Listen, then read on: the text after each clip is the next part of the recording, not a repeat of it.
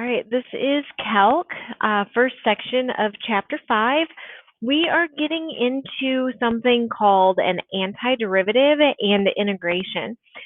So we'll go ahead and just start right off into the notes here. It says a function f, and this is a capital F, is an antiderivative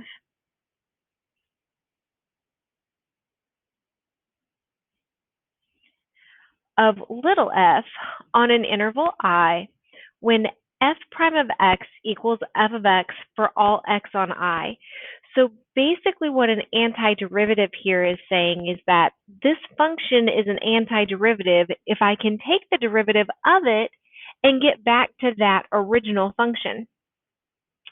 If f is an antiderivative of f on an interval I, then g is an antiderivative of f on an interval I if and only if g is in the form of g of x equals f of x plus c for all x in I where c is a constant. What that means is that if I'm able to have a function f, and if I take the derivative of f and I get back to the original function f that I started with, so this little f represents the original function, this capital F represents the antiderivative. So if we take the derivative of the antiderivative, we get back to the original function f. So what this is saying is that if this is true, then that means that there's going to be a g of x function that I can also take the derivative of to get back to f, but it's going to be in the form of this big f of x plus c, because if I were to take the derivative of this f of x plus c, this c represents a constant, and you know that anytime you take the derivative of a constant, you get a 0, and that part just kind of drops off. So this g of x equals f of x plus c is called the general antiderivative of the differential equation. So the general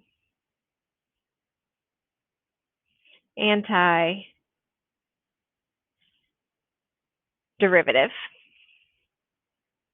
So we're going to start looking at finding the general solutions to the differential equations. So basically what we're doing is we're finding that antiderivative.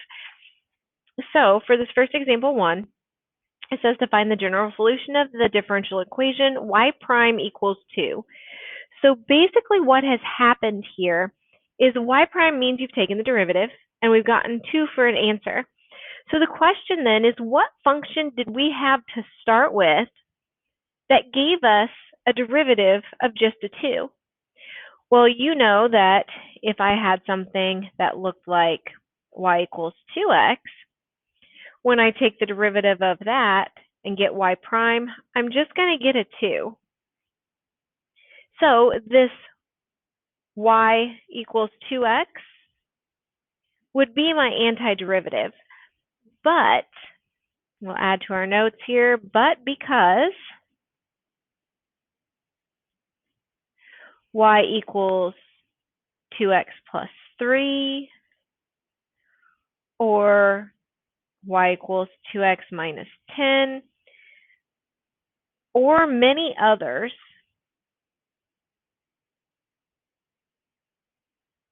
also work, because if we took the derivative of y equals 2x plus 3, we'd get just a 2. We took the derivative of y equals 2x minus 10, we'd get just a 2. This constant at the end could be any number. As long as you have that 2x, you're still going to get just the 2 for the derivative. So the general solution, which is what the problem was asking for, the general solution, that's going to be y equals 2x plus a c, because that plus c there at the end represents any constant you want to put on it, because whenever you put that constant at the end and take the derivative, it's just going to drop off and not be there. So that represents all possibilities, or a general solution. All right, so integration. It says integration is nothing more than undoing differentiation. It's denoted by an integral sign which looks like this. The general solution is denoted like this. So y is going to be the integral of f of x dx, which is what we were just finding. This function that we take the derivative to get back to the f of x, and then that plus c. In this part here is called the integrand.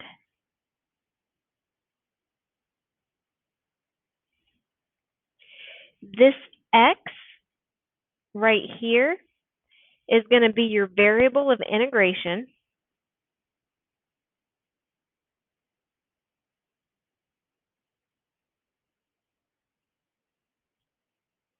So just like you had x dx whenever we were taking the derivative, here this dx, that x shows us that you're taking the antiderivative or the integral in respect to x. This capital F of x is an antiderivative of f of x.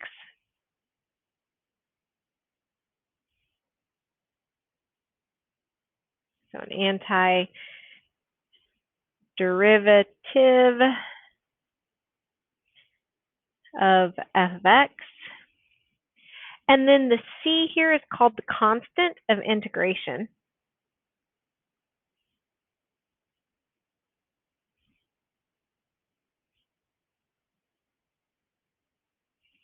Because that's that constant number you can have at the end, which really isn't going to affect anything at all, but we put it on there to show that it could show up in these problems. All right, so now for some basic integration rules. The first one here we can write as the integral of big F prime of x dx is going to equal big F of x and then plus c. Really all this is saying is if you do the antiderivative of a derivative, you get back to the original function, but then you're going to have that plus c constant of integration at the end. The other one here is if I take d dx, which is saying take the derivative of an integral of f of x dx. So I'm differentiating an integration. That's going to undo, and I'm just going to get the original function f of x. And now for the shortcut to figure out how it is that we're supposed to find these different integrals, as opposed to just sitting and wondering and trying to figure out what the original function could have been when they give us that antiderivative. I'm sorry, when they give us the derivative and we're finding the antiderivative, to figure out what that original one was, there's rules for just this, just like there were rules whenever we did the derivative. So the first one here we're going to look at, and really the most important one that we're going to be using, is called the power rule. So basically, whenever you were doing your differentiation, when we use the power rule, you drop the power in front, and then you reduce the power by 1. So you dropped it down, and you did a multiply, and then you reduced by 1. Let me write out here our d dx, x to the n. Drop the power down in front, so the n goes down here to multiply, and then it was x to the n minus 1. We reduce that power by 1. Whenever we're doing integration, we're basically doing just the opposite. So when you integrate x to the n dx, instead of reducing the power by 1, we're going to raise the power by 1. So it's going to become x to the n plus 1. Then, instead of multiplying that power down in front, we're actually going to divide by that power. So divided by the n plus 1. And then, of course, we need to add that constant of integration plus c. And in all of this, we have to make sure that that n does not equal a negative 1. Otherwise, you would be dividing by 0. So what you can think of this as, your power rule for integration, is you want to raise the power by 1,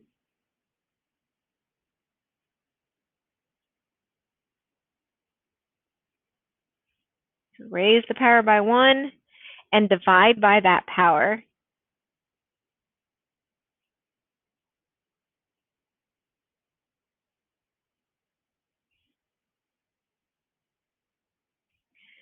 So when you did your differentiation, you dropped it in front and reduced it by 1. Now we're raising the power by 1 and then dividing by that power.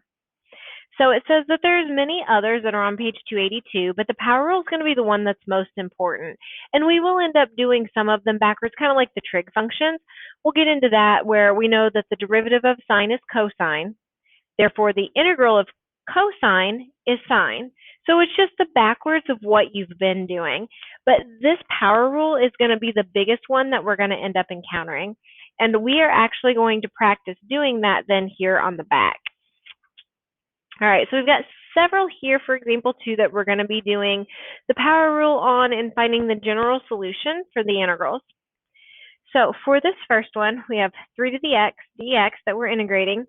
This dx just means that we're integrating in respect to x, so it's x's power that we are raising and then dividing.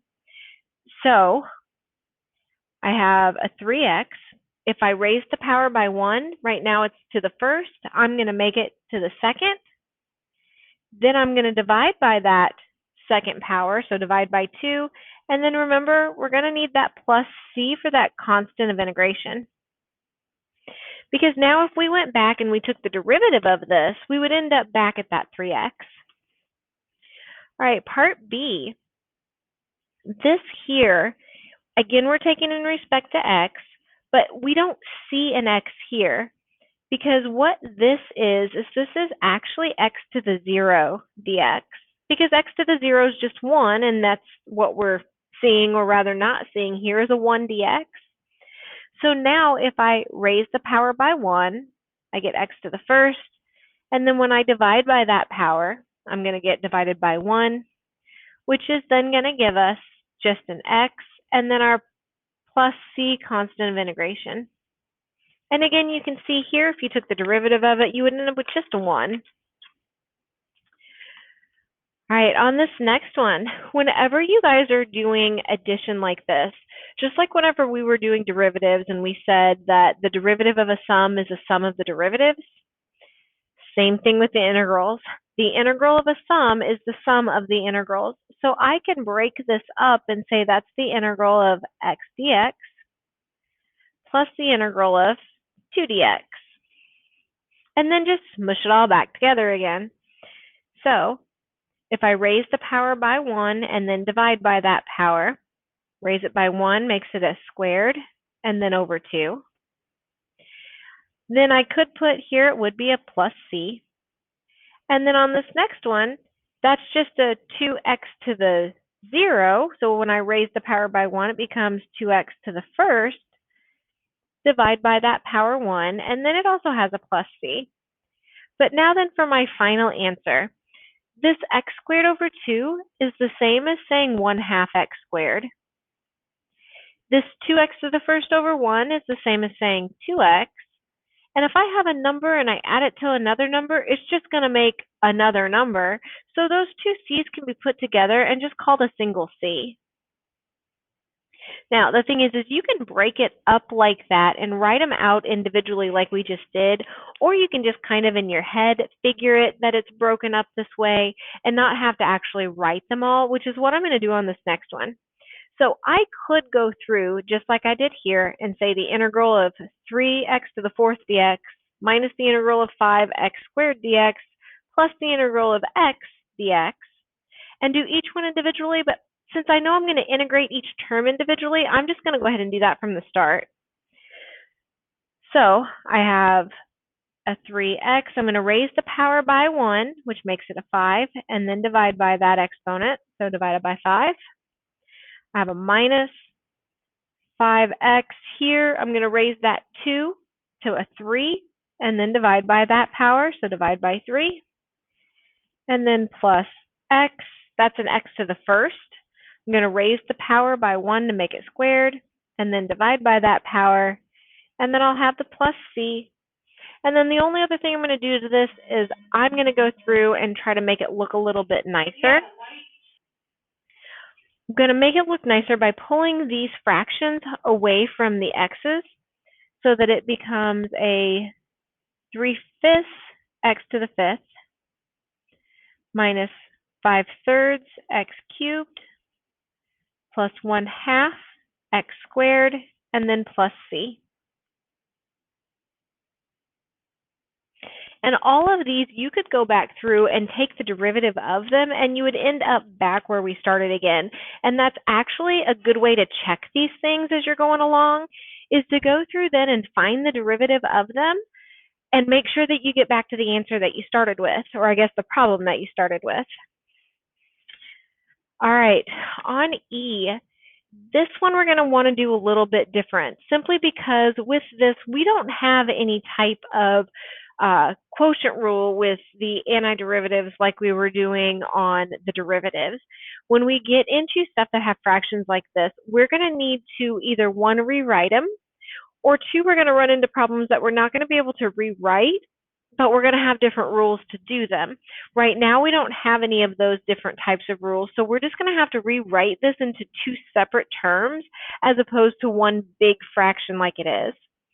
So first off, I can think of this as an x plus 1 over an x to the 1/2 power, 1/2 power dx. So hard to see, but that says x to the 1/2. Then I can break this up into two separate fractions by putting x over x to the 1/2 and 1 over x to the 1/2. So this is x over x to the 1/2 plus 1 over x to the 1/2 dx. Then what I'm going to do is I'm going to take that bottom fraction and absorb it into the numerator. When you bring it up, it's going to make it a negative 1/2, and then I'm going to add my exponents. So this is the same as an x to the first minus an x to the half to make an x to the 1/2 power. This here will come up and become an x to the negative 1/2 power. And all of that dx. Now I'm ready to go and integrate it. So I'm going to raise the powers by 1 and then divide by those powers. So first off, 1/2 raised by 1 would make 3/2. And then I'm going to divide by 3/2. Here, if I take that 1/2 and raise it by 1, it becomes a positive 1/2. And then divided by 1/2. And then remember, we've got the constant of integration plus c. And now the only other thing is here is I'm going to fix these fractions because dividing by a fraction is the same as flipping it and multiplying it. So instead of divided by 3/2, I'm going to multiply by 2/3. So it's 2/3 x to the 3/2. Here, instead of dividing by a half, it's the same as multiplying by 2. So plus 2 x to the 1/2, and then the plus c. And if you wanted to, you could turn those 1/2 into square roots, but I would just leave them to the 1/2 power. And the last one, f. So this is going to be one of those where we're dealing with trig functions, so we're going to have to think opposite of what we had before when we were doing our derivatives. First things first, though, is I'm going to need to break this up because as it is right now, that's more of a quotient rule, and we don't have quotient rule for integrals. So I'm going to instead think of it as the integral of a sine over a cosine. So there's one of the cosines in the denominator. And then to get the other cosine, I'm going to need to have a 1 on top. Because if I were to multiply those two things together, sine times 1 is sine, cosine times cosine is cosine squared. So I just broke up that trig function into two separate trig functions. And now sine over cosine is tangent. 1 over cosine is secant. So I'm really finding the integral of tangent x secant x. And now here, give a little note.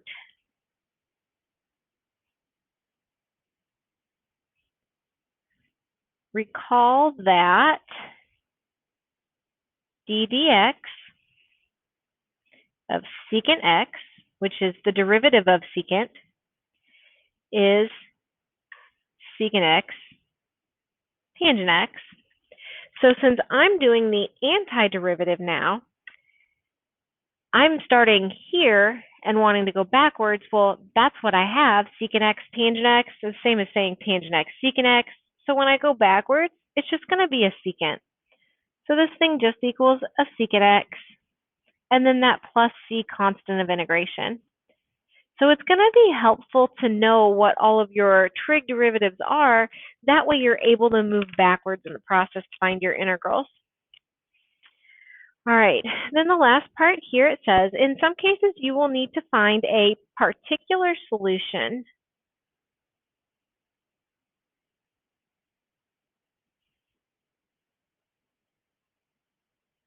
Meaning that you'll need to also determine what the value of c is. So instead of it just being a random c, any number here, they're going to make it so that it is a very particular solution, and we're going to have to figure out what it is. And in order to do this, it says you will be given an initial condition,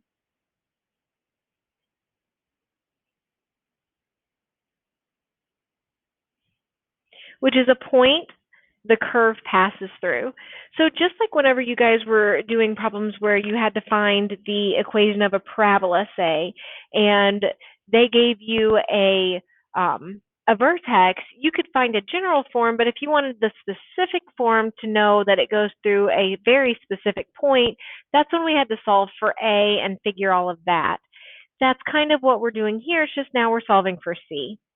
So this last example 3 says to find the particular solution of f prime of x equals e to the x that satisfies the initial condition f of 0 equals 3. So first off, this f prime of x stuff is telling us that if we want to find f of x, we're going to have to find the antiderivative of e to the x, so the integral of e to the x dx.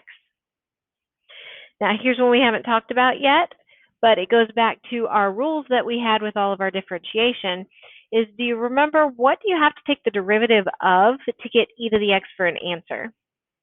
And with this, the derivative of e to the x was e to the x, so the integral of e to the x is also e to the x. You just have to have that plus c for your constant of integration. Now we're going to go through and solve what that c actually is, because our initial condition that they gave us said that f of 0 equals 3. So if this is f, that means that if I plug in a 0, I'll write down here f of 0 was 3. If I plug in a 0, I'm going to get a 3 for an answer. So 3 equals e to the 0 plus c. 0 into x, 3 into my f. E to the 0 is 1, so that says 3 equals 1 plus c. When I subtract the 1 over, c equals 2. Therefore, my original function, big F of x, equals e to the x, and then not plus c, but plus 2.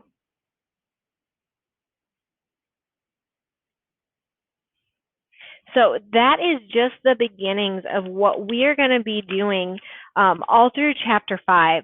Everything we're doing has to do with integration. We're going to be doing this raise the power by 1 and then divide by that power all through the chapter. We're going to be learning some different tricks that we can do whenever it doesn't fit exactly what we're looking for. But like I said, that's the main thing. Remembering your trig functions, things like that. And then just like we did with last chapter when we learned how to do our differentiation, then we actually learned how to apply it and what it means. We're going to be learning here pretty quick what it means to actually take an integral of something and what that information is actually giving us. All right, so for homework tonight, you guys are on page 270 or 287, sorry. You only have 8 problems to work through. Take the time, work through these problems. Those of you that are finding yourself struggling in class, I'm pretty positive and would bet money that those are the same ones of you that aren't taking the time to do your homework and practice these things. And you can't at all expect to be any kind of proficient in calculus if you're not going to put forth the effort and actually try to do the problems.